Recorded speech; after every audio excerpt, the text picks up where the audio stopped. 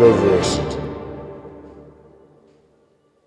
Greetings, I'm Shad, and I've known that I've needed to learn how to sharpen swords for a while if I ever wanted to do really significant and valid cutting tests of any type. And up until recently, I've never really given it a go, but now I have, and I've learned some really significant things that I want to share with you, because holy crap, it's not easy. But if I can share with you some of the things I learned, maybe you would be able to have an easier job of it than me. And look, I looked up sharpening tutorials and stuff. It's hard to find tutorials on sharpening swords. It's all knives. And several things that I tried, they were not working. Thing is though, I was doing a video, it's already out on Shadiversity, I believe, and I wanted to see how easy it was to cut through a spear with a sword. But to do that really properly and fairly, I needed at least an adequately sharp sword to get a better point of reference. And a lot of the factory sharpened edges you get on swords are pretty crap. And I recently got this one. It's the single-handed broadsword by United Cutlery. It's a Honshu series from United Cutlery. And I did a full review. Its cutting was pretty poor because the factory edge was just a bit crap. So I knew that if I was going to use this one, I needed to put a proper edge on it. I've got other swords I could have picked, but the thing is, this was sent to me for review, so I didn't pay for it, which means I don't mind if it gets absolutely trashed and I can really abuse it. And this thing, surprisingly, it has held up really well. Got to give it props for that. So then I set to work trying to sharpen it. Now, some of the things that I tried, which you might have seen online, first, whenever you go online and you see these easy little camping sharpening stones. This is, you buy them from camping sites, and they say you can sharpen, knives, swords and everything without using water. It's a dry sharpening stone. So I went to town on it with this. Didn't get much success. One of the big problems with the factory edge of this blade is that the bevel angle, so the actual edge, right, was pretty wide. It's very small, but it was significantly wide. I wanted to get that finer, because if you can get that edge down finer, my experience with finer edge angles, yes, they're a bit more fragile, but they just cut so much better. This is one of the reasons why my cold steel machete cuts so well, is because this edge angle is really, really narrow. Let's get in close just so we can see that here. This thing cuts like a beast. But if you saw the spear cutting video, after sharpening this properly, this actually beat the machete in one of the tests, shockingly enough. But that is because I really took some time to grind it down. Then I tried this. You can buy them online. They come with two sharpening rods, and you put them in like so, and you sharpen down on one side, down on the other side. And this just ended up blunting the sword even more, which was surprising, because if we were just trying to grind in a more narrow edge, it would have done nothing. So it must have been having contact with the edge in some way, and we're going down like this way, down like this way. I thought this could work because this would really help you get a consistent angle, because one of the problems if you're sharpening is if you're sharpening it this way, and then that way, and that way, you're making the bevel very inconsistent, which will, you'll be there for hours. So I thought this would work. It made the sword blunter, legitimately blunter. And it's like, what do I got to do? I was ready to give up. But no, all right. Go to what has worked. I have sharpened knives before, even done it on video. And the thing that worked is this whetstone right here.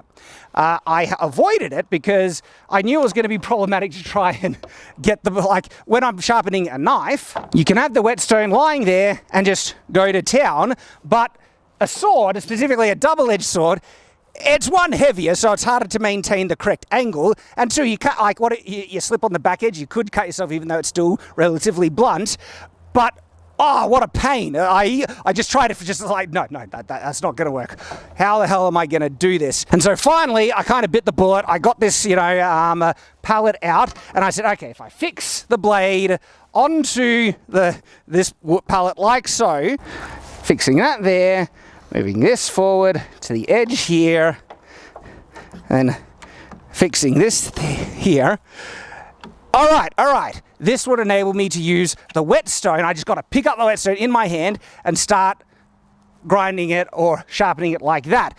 The problem is that this is a whetstone. And whenever I've sharpened with a knife, you just pour water on top of it and you go to town.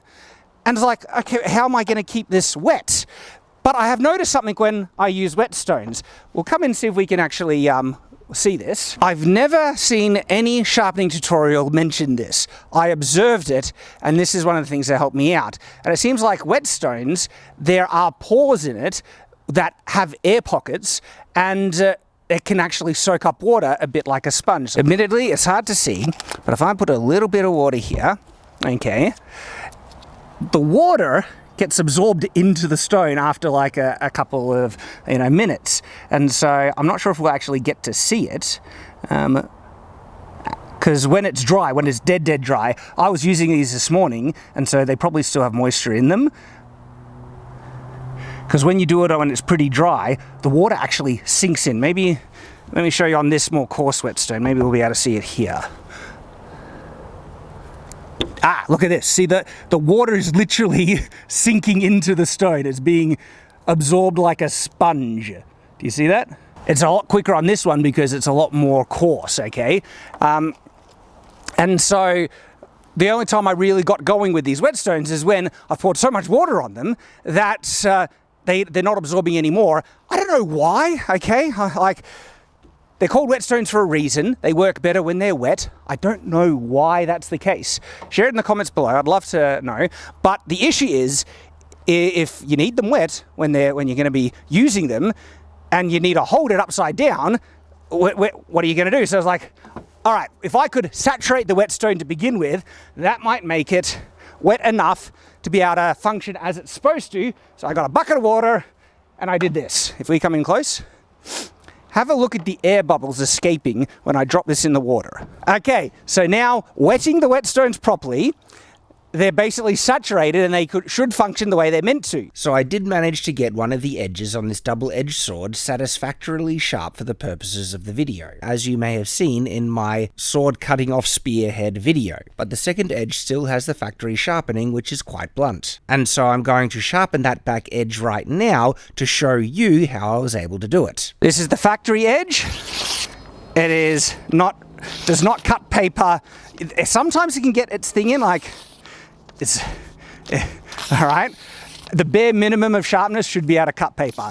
This is where the factory edge is on that. If anyone knows of an easier way, happy to hear. This is what has worked for me. After trial and error, this is what has done it, and I'm showing you. So to begin, I actually want to grind in a new bevel entirely. It's too wide, so I'm going to be grinding down on the edges. To do that, coarse stone. This one here is a 3000 and 1000 grit stone, very fine. This is a very coarse one. I think it's like 500 grit and 100 grit, all right? I'm gonna use the smoother of the two, like the 500 grit, and I'm coming down here, and I'm doing this.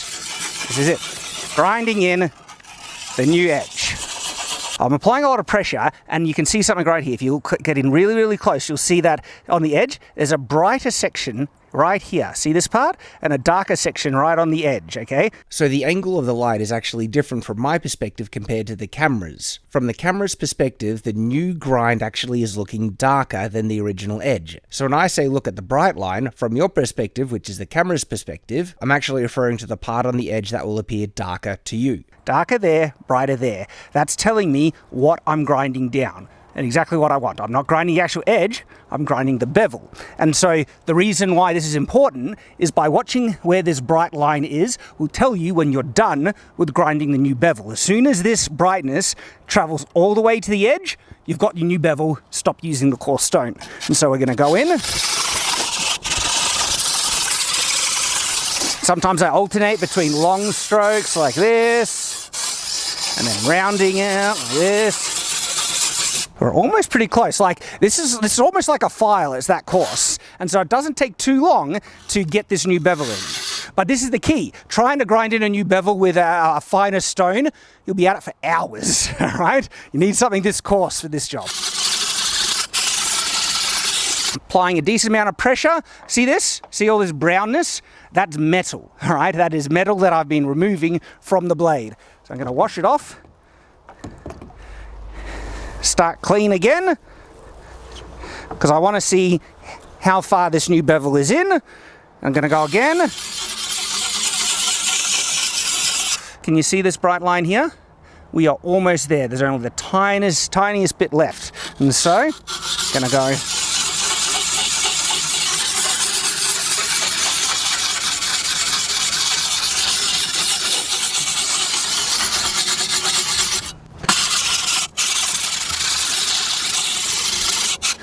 I think we're there on this edge.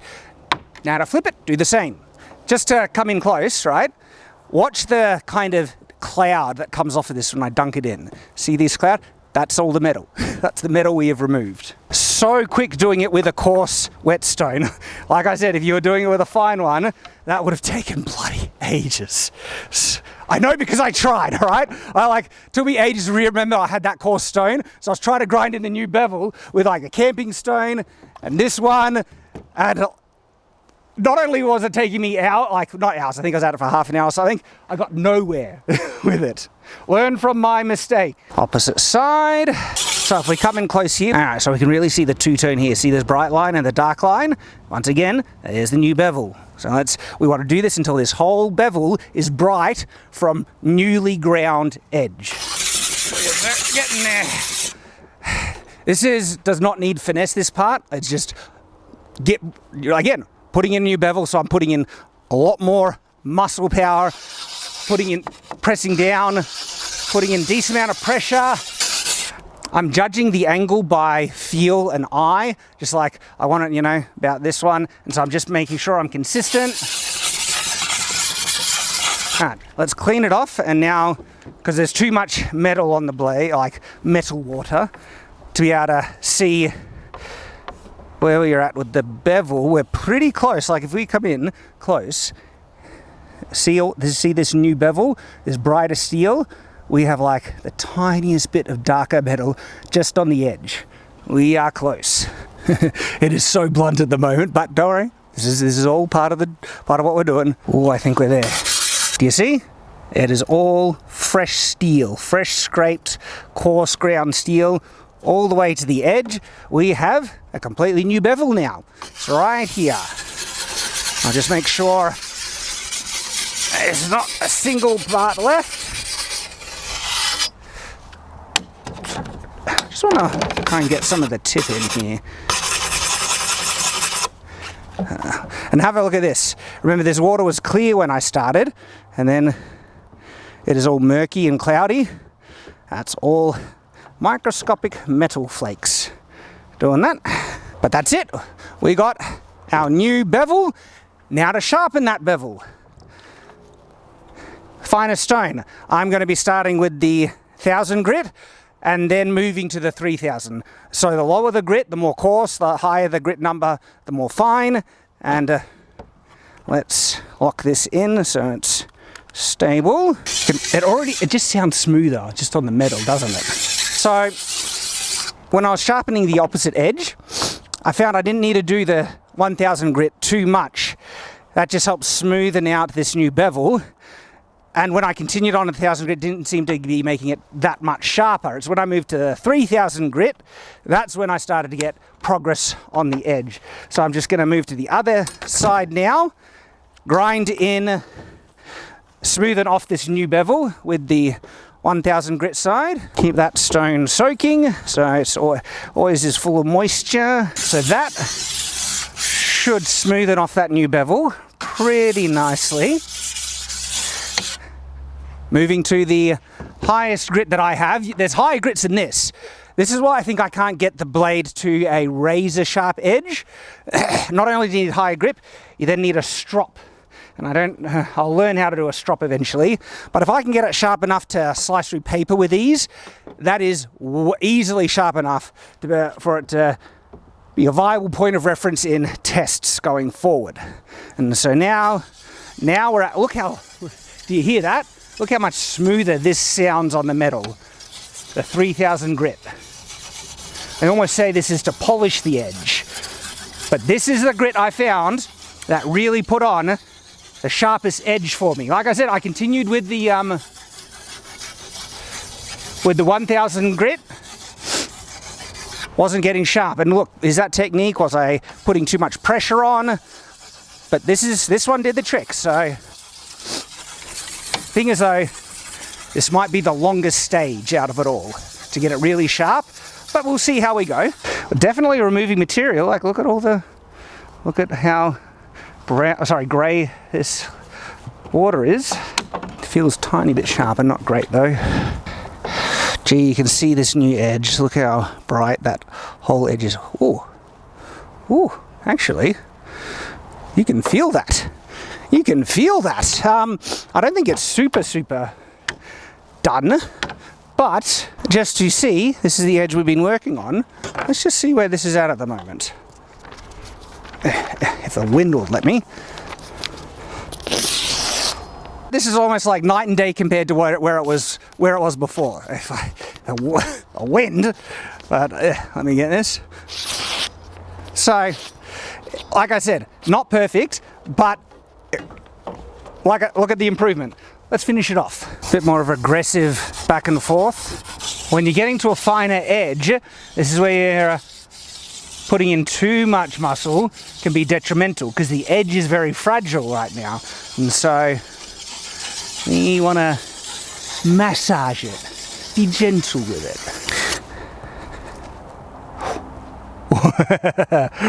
Oh, I think we're there. I think we are there. So I didn't do much on this side because when you start to get the finest part of the edge on, if you over sharpen one side, you're going to make a burr. And so I was doing the other side pretty aggressively. And what I want to do, I just want to bring that burr back into the center, not push it too far the other way. So I only did a very brief kind of run over on this last side. And I think that's done it. Moment of truth. Let's have a look at what this does. Oh,